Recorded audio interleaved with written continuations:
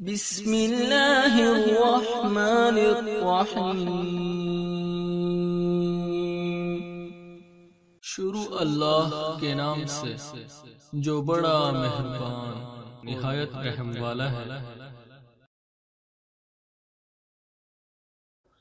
اعوذ باللہ من الشیطان الرجیم، بسم اللہ الرحمن الرحیم، الحمد للہ والصلاۃ والسلام علی اہلہا، اللہم صلی علی محمد وآل محمد وعجل فرجہم۔ محترم ناظرین و سامعین، السلام علیکم۔ آج کی نئی ویڈیو کے ساتھ حاضر خدمت ہیں، میں ہوں علی روحانی اور آپ دیکھ رہے ہیں ہمارا آفیشیل یوٹیوب چینل۔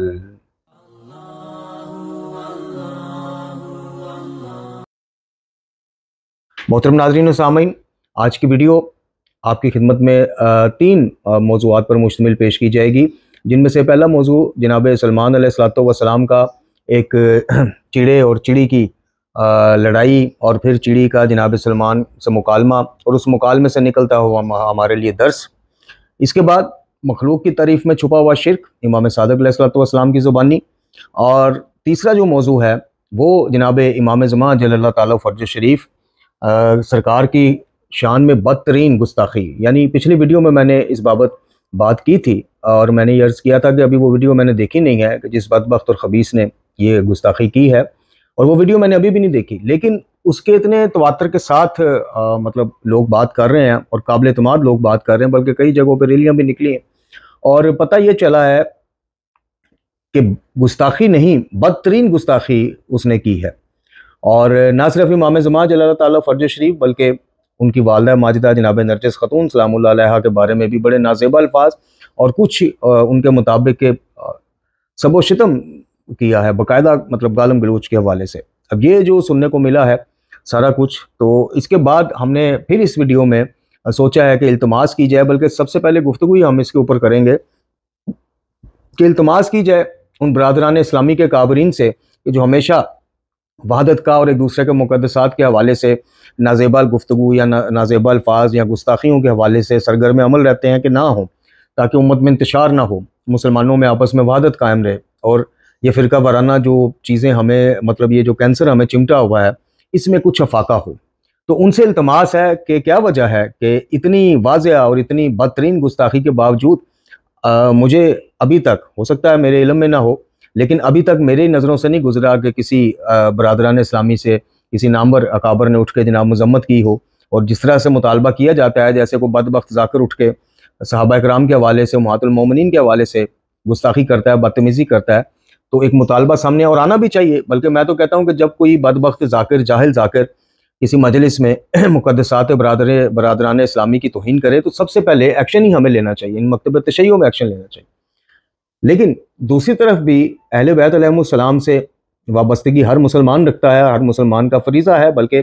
سر عام اس چیز کا اقرار کیا جاتا ہے کہ ان سے بغض رکھنے والا یا ان کے بارے میں گستاخی کرنے والا، اس کا ایمان یا اسلام سے تعلق ہی کوئی نہیں ہے۔ تو ابھی تک کسی ایسے بڑے نام کی طرف سے کوئی ویڈیو، کوئی مذمتی بیان، کوئی تحریری بیان، کچھ اس طرح کا میری نظر سے نہیں گزرا کہ جس طرح سے ہونا چاہیے، تاکہ یہ فضا، یہ بھائی چارے کی فضا، یہ وحدت کی فضا، وطن عزیز پاکستان آگے جن حالات سے گزر رہا ہے آپ سب اس سے بخوبی واقف ہیں، تو یہ فضا قائم رہے، اور یہ ایک ایسا سسٹم اور ایک ایسی روایت پڑ جائے کہ جیسے ہی کوئی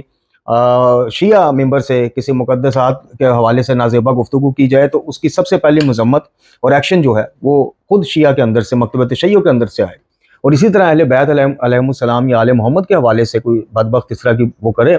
تو خود برادران کے ہاں سے یا جس مکتبہ فکر سے بھی اس کا تعلق ہو وہاں سے مذمت آئے، تو پھر یہ انشاءاللہ ایک دوسرے پر اعتماد بھی بڑھے گا اور ایک دوسرے کے حوالے سے دلوں میں وسعت بھی ہوگی، اور اس چیز کا عملی ثبوت بھی نظر آئے گا کہ جناب واقعتاً جو ہے اس صرف زبانی نہیں کہا جاتا یا قراردادیں نہیں پیش کی جاتی، بلکہ عملاً بھی اس کے اوپر جو ہے امت الحمدللہ اتحاد پر ہے، متفق ہے۔ تو اس طرح کی نازیبا اس خبیث نے جو گفتگو کی ہے اس کی وجہ کوئی نہیں پتہ، یعنی پتہ چلا ہے کہ وہ جس مکتبہ فکر سے ہے وہ تو اولیاء کرام کے ماننے والے، یعنی ہمارے برادران جو بریلوی ہیں وہ ہیں، اور کجا کہ آل محمد علیہ السلام کے ایک ایسی متفقہ شخصیت، فرق صرف کیا ہے کہ اہل تشیع کے نزدیک وہ پیدا ہو چکے ہیں، انہوں نے ظاہر ہونا ہے، قرب قیامت میں اللہ کے اذن سے انہوں نے ظاہر ہونا ہے، اور برادران کے ہاں یہ ہے کہ انہوں نے پیدا ہونا ہے، لیکن دونوں ان کے وجود سے متفق ہیں، اور دونوں اس بات پہ بھی شیعہ سنی متفق ہیں کہ قیامت قائم ہو نہیں سکتی ایک حدیث رسول صلی اللہ علیہ وسلم خاتم الانبیاء کے تحت یعنی اس حدیث کا مفہوم ہے کہ قیامت میں ایک دن بھی رہ جائے گا تو نہیں آئے گی جب تک اللہ تعالیٰ میری اولاد میں سے میرے ایک ہم نام کو اذن ظہور نہیں دے گا، تاکہ وہ دنیا سے ظلم و جور کا خاتمہ کرے اور عدل و انصاف سے اس کو پر کرتے اور الہی نظام پوری کائنات میں انشاءاللہ غلبہ اسلام کے ساتھ نافذ ہو۔ تو جب اس طرح کی متفق شخصیت اور جن کے احترام ادب و احترام کے حوالے سے اور جن کے الہی نظام نافذ کرنے کے حوالے سے امت متفق ہے، تو ان کے بارے سے اس طرح سے گستاخانہ، بدتمیزانہ اور بے باکانہ گفتگو کرنا اور اس کے اوپر کوئی واضح کوئی ریاکشن نہ آنا، یہ تھوڑا سا دل شکنی کا باعث ہے۔ اور اسی طرح میں مکتب تشیع کے اپنے بہن بھائیوں سے گزارش کروں گا کہ دیکھیں، جس طرح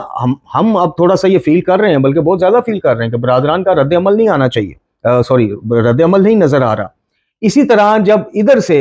کوئی ذاکر ممبر سے اس طرح کی بات کرتا ہے تو برادران کے بھی دل دکھے ہوتے ہیں، ان کو بھی یہ ہوتا ہے کہ جناب یہ اگر واقعی وحدت چاہتے ہیں تو یہ اول تو اس طرح کی بات ہی نہ ہو، اور اگر ہو تو پھر واقعتاً جو ہے ان کی نہ صرف مذمت بلکہ کوئی عملی اقدام نظر آئے۔ تو یہ اسی طرح میں اہل سنت بہن بھائیوں کی درخواست کروں گا کہ آل محمد علیہ السلام کا تعلق صرف فقط شیعوں سے تو نہیں ہے، نبی کے گھر والے ہیں، نبی کی آل ہیں، نبی علیہ السلام کے واضح فرامین موجود ہیں، تو اگر کوئی اٹھ کے ان کے حوالے سے بھی بات کرے تو آپ کا ویسا ہی رد عمل آئے، ویسی ہی مذمت آئے جیسی آپ کی دوسری شخصیات کے حوالے سے آتی۔ تو بہرحال ہم اس کی شدید مذمت کرتے ہیں اور مطالبہ کرتے ہیں کہ جناب بالکل ان عناصر کو کہ جو امت میں سوچے سمجھے منصوبے کے تحت ادھر سے صحابہ کرام کے حوالے سے کوئی ایسی گفتگو کر دے گا کہ جناب فتنہ پھیل جائے گا اور خود لندن بھاگ جائے گا جیسے وہ آصف علوی بگوڑا بھاگا ہوا ہے جی، اور ادھر سے اٹھ کے آل محمد علیہ السلام کے حوالے سے اور خاص کر امام زمان کے حوالے سے تاکہ فتنے کی وہ پھر ایک نئی راہ پڑ جائے،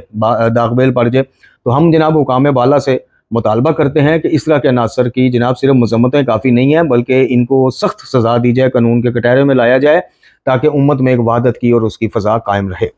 تو یہ تو امام زمان کے حوالے سے ہماری ابتدائی گفتگو تھی۔ اب چلتے ہیں اور آپ کی خدمت میں سب سے پہلے جناب سلمان علیہ السلام اور ایک چڑیا کے مکالمے کی مختصراً ایک روایت پیش کرتے ہیں جو سفینۃ البحار میں درج ہے۔ جناب سلمان علیہ السلام کے زمانے میں ایک دن ایک چڑے نے، یعنی جو میل ہوتا ہے، ایک چڑے نے اپنی چڑیا سے کہا کہ تو مجھے اپنے سے جوڑا کیوں نہیں کھانے دیتی؟ میں چاہوں تو اپنی چون سے گنبد سلمانی کو بھی اکھاڑ کر سمندر میں گرا سکتا ہوں۔ یہ ایک چڑا کہہ رہا ہے، اندازہ کیجیے۔ جب ہوا نے چڑے کی یہ گفتگو سنی تو اس نے جناب سلمان علیہ السلام کے کانوں تک یہ گفتگو پہنچا دی، لائیو پہنچا دی، یعنی ہوا کے ذریعے اس کے الفاظ جناب سلمان کے، چونکہ جناب سلمان کی حکومت ہوا پہ، جنوں جنات پہ، انسانوں سب پر تھی۔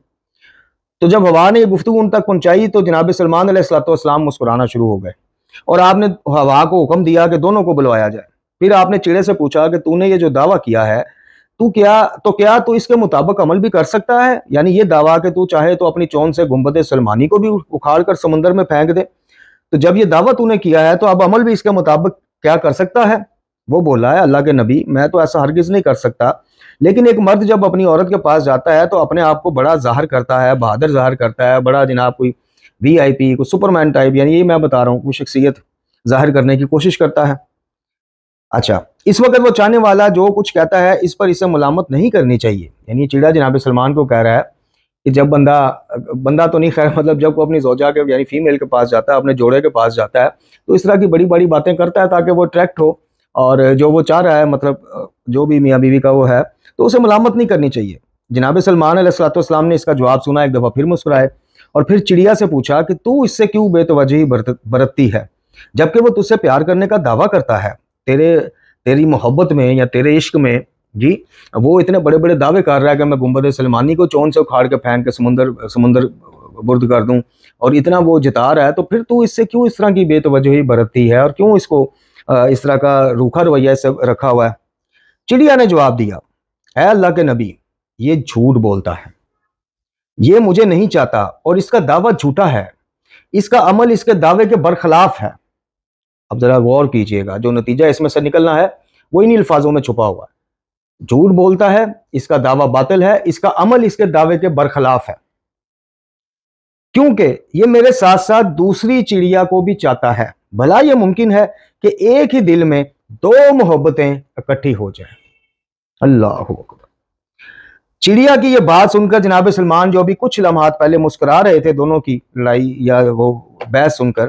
چڑیا نے جب یہ بات کی کہ جھوٹ بولتا ہے، اس کا دعویٰ باطل ہے اور اس کا عمل اس کے دعوے کے برخلاف ہے، بھلا یہ ممکن ہے کہ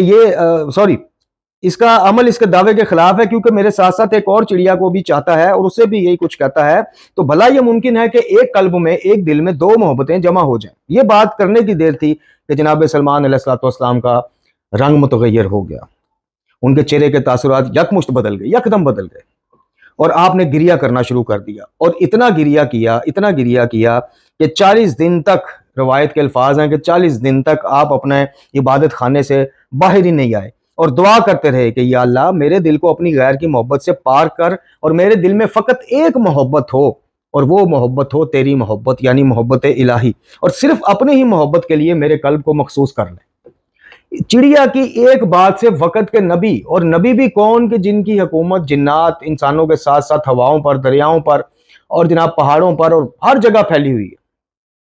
ایک چڑیا کی بات سے وہ درس عمل لیتے ہیں اور متوجہ ہو جاتے ہیں۔ نبی، معصوم ہے، نبی ابن نبی ہیں، جناب داؤد کے صاحبزادے ہیں، وہ بھی نبی۔ مرتبہ دیکھیے، معیار دیکھیے، نبی معصوم کے معصوم نبی بیٹے ہیں، اور حکومت سلمانی کے بارے میں کس کو نہیں پتا کہ کہاں کہاں نہیں پھیلی ہوئی تھی، اور پھر بھی ایک چڑیا کی بات سے متوجہ ہو جاتے ہیں۔ ہمیں آیات قرآنی اور اہل بیت کی اتنی باتیں متوجہ نہ کر پائیں تو پھر بتائیے ہم سے وہ چڑیا بھلی کہ نہ بھلی، وہ بہتر کہ نہ بہتر؟ اور وقت کے نبی نے اس کی بات سے کیا نتیجہ نکالا، کیا درس نکالا؟ اس نے کہا کہ یہ جھوٹ بکتا ہے چڑیا، یہ میرے ساتھ ساتھ اور چڑیا سے بھی دل پشوری کرتا رہتا ہے، بھلا ممکن ہے کہ ایک ہی دل میں دو محبتیں جمع؟ بس یہ ایک لفظ اس کا جناب سلمان پر ایسا اثر کر گیا کہ گریہ شروع کر دیا، اور گریہ کرنے کے بعد اپنے عبادت خانے، جو انبیاء نے ایک مخصوص عبادت کی جگہ بنائی، عبادت خانے میں چلے گئے اور 40 دن تک باہر ہی نہ آئے، اور عبادت خدا کرتے رہے، اور رو رو کے یہ دعا کرتے رہے کہ یا اللہ میرے دل کو اپنی محبت کے لیے مخصوص کر، اور صرف اپنی محبت کے لیے رہنے دے، بس بیگانوں کی محبت سے یا اپنے علاوہ ہر شے کی محبت سے پاک کرتے۔ اب یہی جو ہے نا، اسی روایت کو سپورٹیو ایک آیت بھی ہے قرآن مجید فرقان حمید میں، جس کا بھی درس یہی نکلتا ہے، وہ سورہ مبارکہ بقرہ کی آیت ہے کہ ایمان والے تو سب سے زیادہ یا سب سے بڑھ کر یہ شدید ترین محبت صرف اللہ سے کرتے ہیں۔ اب جو لوگ اللہ کی محبت کو، یعنی جو لوگ کہتے ہیں کہ جی یہ برادران اہل حدیث والا نظریہ ہے، اہل بیت کی محبت بھی ہے، وہ بھی محبت ہے، سید الشہداء کی محبت ہے، عزاداری، یہ اصل میں ان کی جہالت ان کو یہ تقسیمیں کرواتی ہے۔ جب محبت الہی، صرف محبت الہی دل میں رہے گی تو یہ محبت الہی کے اندر ہے کہ اللہ کے مخصوص اور مقدس بندوں سے بھی محبت کرنا، ان کی اتباع اور پیروی کرنا، اللہ کے کلام سے محبت، یعنی اللہ سے محبت ہو گئی، اللہ کے لیے دل مخصوص ہو گیا، تو پھر اللہ سے جڑی ہر چیز کی محبت آٹومیٹک آ جائے گی۔ اس میں وہ الگ الگ، اب جیسے ہم اطاعتوں کو تقسیم کر دیتے ہیں، اللہ کی اطاعت، رسول کی اطاعت اور صاحبان امر کی، حالانکہ وہ ایک ہی اطاعت ہے، وہ ایک مرحلہ وار ہماری ٹریننگ کہہ لیں، یا ان ہستیوں کی عظمت و اہمیت ہم پہ ظاہر کرنے کے لیے کہہ لیں، اطاعت ایک ہی ہے۔ اسی طرح محبت ایک ہی ہے، فقط محبت الہی۔ ہم اللہ کے رسول صلی اللہ علیہ وسلم یا گزشتہ انبیاء سے، فرشتوں سے، آل محمد علیہ السلام سے، کلام شفا قرآن مجید سے، دیگر اللہ کے کلام سے، اللہ والوں سے، ایون کہ اپنی فیملی سے بھی جو محبت کرتے ہیں تو قربتاً اللہ کا قرب پانے کے لیے، اللہ کا حکم سمجھ کر، اللہ کی اطاعت سمجھ کر، تو ان محبتوں کو اس محبت سے الگ نہیں کیا جا سکتا، چونکہ ان کی محبت اسی کی محبت اور اسی کے حکم کے تحت ہے، ماتحت ہے۔ تو بات کرنے کا مقصد یہ ہے کہ اس روایت کو اپنے اور آپ کی خدمت میں پیش کرنے کا مقصد یہ ہے کہ کیا وہ ہم چڑیا سے بھی گئے گزرے ہیں؟ یعنی اس کی تو یہ معرفت کا یہ عالم ہے کہ وہ سمجھتی ہے کہ ایک دل میں دو محبتیں نہیں ہو سکتی۔ ہمارے دل میں میرا خیال ہے کہ الٹی معاملہ ہے، ایک اللہ کی محبت نہیں ہے، باقی سب کی ہے، مال اولاد، کاروبار، شخصیات، مادی چیزیں، اور برائے نام زبان پہ جو ہے کہ نہیں جی نہیں، دل خانہ خدا ہوتا ہے۔ یہ اس روایت کو پڑھنے کے بعد جو درس نکلتا ہے کہ اگر وقت کے نبی، اب آ گئی وہی بات، مولا کائنات والی بات آ گئی کہ مت دیکھو کون کہہ رہا ہے، دیکھو کیا کہہ رہا ہے۔ جناب سلمان نے یہی کلیا تو وہ کیا، یہ تھوڑی دیکھا کہ چڑیا ایک ادنا سی چھوٹی سی مخلوق ہے، نہیں، اس کی بات سے متوجہ ہو گئے، اس کی بات کو لے لی کہ ایک دل میں دو محبتیں کیسے رہ سکتی۔ تو اس طرف ہمیں متوجہ ہونا چاہیے۔ اب چلتے ہیں جی، جو آج کے موضوع کا، آج کے درس کا دوسرا موضوع ہے کہ مخلوق کی تعریف میں چھپا ہوا شرک۔ امام صادق علیہ السلام نے اس آیت، جو سورہ یوسف کی آیت ہے، 106 نمبر آیت ہے، کہ ان میں سے بہت سے ایمان نہیں لائے ہیں بلکہ انہوں نے شرک کیا ہے، یعنی کچھ گروہ، کچھ شخصیات یا کچھ لوگوں کے بارے میں اللہ تعالیٰ فرما رہا ہے کہ ان میں سے بہت سے لوگ جو ہیں وہ ایمان نہیں لائے، بلکہ انہوں نے شرک کیا ہے، یہ شرک پر قائم ہے۔ جیسے ایک اور جگہ پہ ایمان والوں کو شرک سے منع کیا جا رہا ہے۔ اچھا، امام نے اس آیت کی تفسیر میں فرمایا کہ جو لوگ خدا پر ایمان لے آئے ہیں ان کا شرک یہ ہے کہ اگر ایک شخص کہے کہ اگر فلاں آدمی نہ ہوتا تو میں مر جاتا، فلاں آدمی نہ ہوتا تو میرا یہ کام نہ ہو پاتا، فلاں شخص نہ ہوتا تو مجھے فلاں چیز مل جاتی، اگر فلاں نہ ہوتا تو میرے بچے ختم ہو جاتے، اگر فلاں نہ ہوتا تو مجھ تک یہ روزی روٹی یا کوئی بھی وسائل نہ پہنچ پاتے۔ یہ ہے شرک ان کا جو ایمان لائے ہیں۔ یعنی امام متوجہ کر رہے ہیں کہ جس طرح امام نے ایک روایت میں متوجہ ہمیں کیا تھا کہ شرک خفی سے بچو، جب پوچھا گیا تو بتایا کالی رات، سیاہ رات، کالا سیاہ پتھر، اس میں چلتا کالا سیاہ کیڑا، جیسے نظر نہیں آتا، محسوس نہیں ہوتا، ایسے شرک خفی محسوس نہیں ہوتا۔ تو ابھی امام نے کیا فرمایا اس آیت کی تفسیر میں کہ جو لوگ ایمان لائے ہیں ان کا شرک یہ ہے کہ وہ ایک شخص یہ کہے کہ اگر فلاں آدمی نہ ہوتا تو میں مر جاتا، اگر فلاں شخص نہ آتا تو مجھے فلاں چیز مل جاتی، اگر فلاں شخص نہ ہوتا تو میرے بچے ختم ہو جاتے، مجھ تک یہ وسائل نہ پہنچتے یا روزی روٹی نہ پہنچتی۔ یہ تمام باتیں اس بات کی گواہ ہیں کہ اس کا عقیدہ بھی یہی ہے جو وہ کہہ رہا ہے، لہذا شرک۔ اللہ اکبر۔ اب آپ دیکھ لیں، ہم آپ کو بلا وجہ کی دعوت فکر و عمل نہیں دیتے، ہم بلا وجہ آپ کو اس چیز پہ متوجہ نہیں کرتے کہ خدا کا واسطہ ہے ان کہانی بازوں سے، ان ولایت تکوینی کی کہانی میں لپٹے ہوئے شرک کے چھٹے مارنے والوں سے محتاط رہیے۔ شرک نہایت، اور یہ واحد وہ چیز ہے جو معاف نہیں ہونی۔ اور پھر دیکھیں کہ جو چیز معاف نہیں ہونی، واحد چیز، اس کے بارے میں اتنی چھوٹیں، اتنی گنجائشیں، اور جو گناہ اللہ خود کہتا ہے میں معاف کر دوں گا، اس کے حوالے سے جناب بہت زیادہ واعظ اور نصیحت اور یہ اور وہ فلاں۔ یعنی اگر میں آپ کو اس کو دو کیٹیگری میں تقسیم کر کے بتاؤں تو واضح آپ کو پتہ ہے الحمدللہ اس پلیٹ فارم سے ہم نے کبھی کوئی ڈھکی چھپی بات نہیں کی۔ یعنی ایک طرف شرک کے مرتکب افراد کے لیے ان صاحبان امامہ کا رویہ دیکھ لیجئے گا، اور ایک طرف جملہ یا علی مدد ادا نہ کرنے والے احباب کے لیے ان صاحبان امامہ کا رویہ دیکھ لیجئے گا۔ آپ کو لگے گا کہ مشرک چھوٹا مجرم ہے، یا علی مدد نہ کہنے والا بڑا مجرم۔ یہ آزما کے دیکھ لیں، آپ آزما کے دیکھ لیں۔ یہ جتنے بھی یا علی مدد جملہ ادا نہ کرنے والوں کو مقصر کہتے ہیں، ان کو کہیے کہ اللہ کے اذن یا اللہ کی عطا سے ہی صحیح آل محمد کو عطا کرنے والا، خلق کرنے والا کہنے والوں پر شرک کا فتویٰ لگائیں، کبھی نہیں لگائیں گے، ہر چیز ان کی رک جائے گی۔ تو یہاں سے آپ دیکھ لیجئے کہ آل محمد علیہ السلام کی نظر میں شرکیہ باتوں سے بھی انسان مشرک ہو رہا ہے، ادھر شرکیہ اعمال سے بھی یہ کہتے نہیں جی بیزن اللہ ہی سمجھا نا، خیر ہے کوئی بات نہیں، اللہ کی رضا نہیں خریدی ہوئی، یہ نہیں ہوا، وہ نہیں ہوا، وہی پھر ساری وہی کہانی، وہی ٹوپی ڈرامہ سارا۔ تو امام فرماتے ہیں کہ یہ ساری باتیں، یعنی کسی کا ان جملوں کو ادا کرنا اس چیز پہ گواہ ہے کہ اس کا عقیدہ بھی یہی ہے، تو عقیدہ یہی ہے تو وہ مشرک ہے، یہ شرک ہے۔ پھر حضرت فرماتے ہیں کہ لیکن جب اگر کوئی شخص یہ کہتا ہے کہ خدا فلاں شخص کے ذریعے مجھ پر لطف و کرم یا احسان نہ کرتا تو میں مر گیا ہوتا، تو یہ خالص توحید ہے، اس میں کوئی برائی نہیں، سبحان اللہ۔ یعنی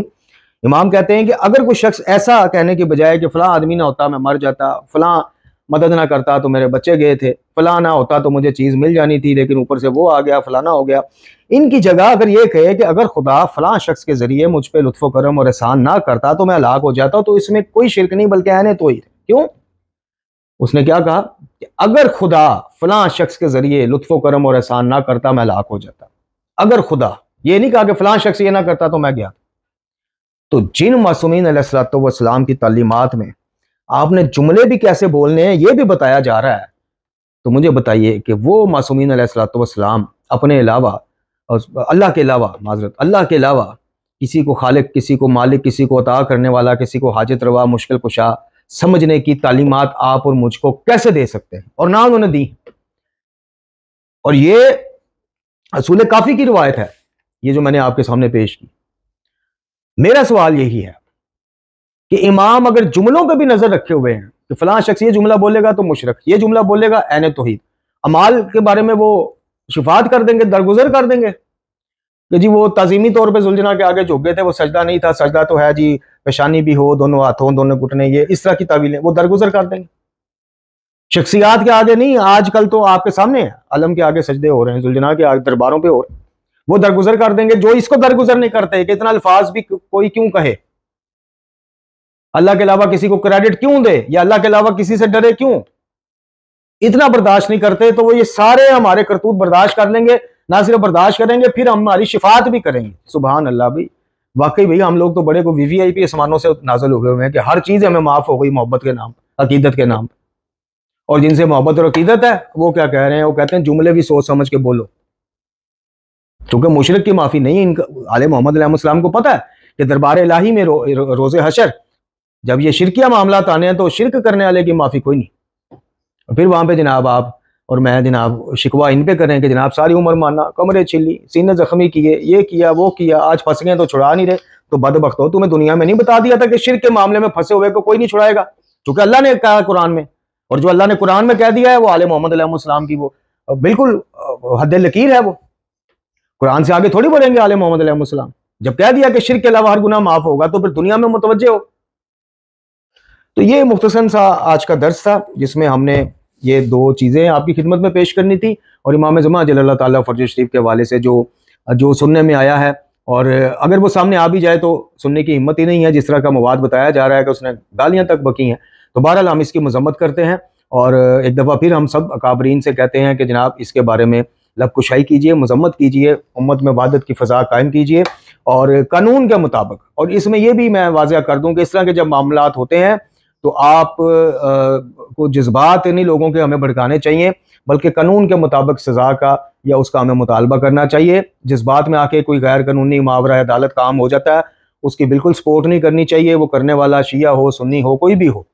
اس کی سپورٹ نہیں کرنی چاہیے. قانون سے ہٹ کے الحمدللہ ہمارے وطن میں ہر چیز کا قانون موجود ہے، تو قانون کے مطابق کارروائی کا مطالبہ کرنا ہمارا قانونی اور آئینی حق ہے. تو برادران سے بھی یہ درخواست ہے کہ جناب اس کی کم از کم اور کچھ نہیں تو مذمت کر کے ایک پیغام محبت، ایک پیغام وحدت تو دیجیے. تو یہ تھا جناب آج کا درس. اللہ تعالیٰ سے دعا ہے کہ ہمیں قرآن و اہل بیت کی تعلیمات روحانیہ پڑھنے، سمجھنے اور ان پر عمل کرنے کی توفیق عطا فرمائے، خاتمہ بالایمان فرمائے، امام زمان جل اللہ تعالیٰ فرج شریف کے ظہور میں تعجیل فرمائے، ہمیں ثانیہ دے، آسانیاں بانٹنے کی توفیق عطا فرمائے اور نماز پنجگانہ قائم کرنے والا بنائے. وما علینا الا البلاغ.